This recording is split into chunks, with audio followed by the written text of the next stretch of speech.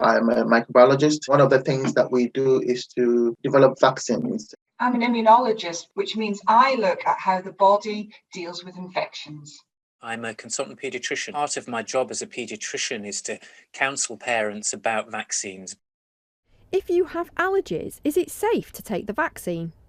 We are still recommending that you take the vaccine.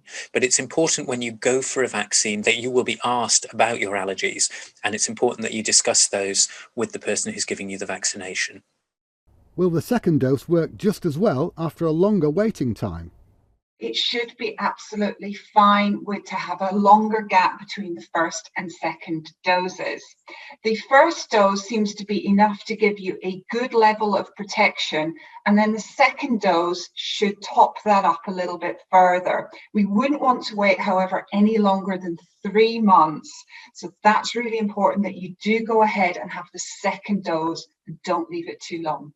2 things I want you to take home. One is that if you take the vaccine, you are going to be protected for a longer period of time compared to not taking the vaccine. It also gives the pharmaceutical companies a lot of time to, produce more of the vaccine.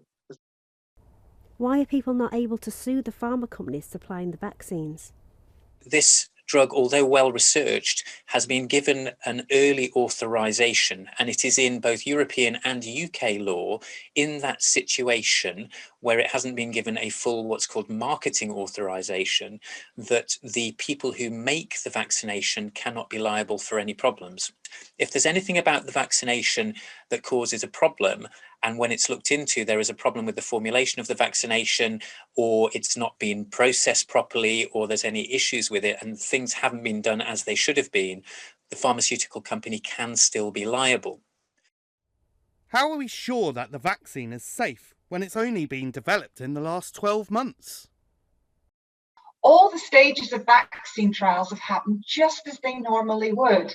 It's just that this time we haven't had to wait for all the funding to come into place and in order to recruit enough volunteers for vaccine development. A lot of money and a lot of support has been given to pharmaceutical companies to produce this. And so they have actually done this using the best technology and the best, standards that there are in the system.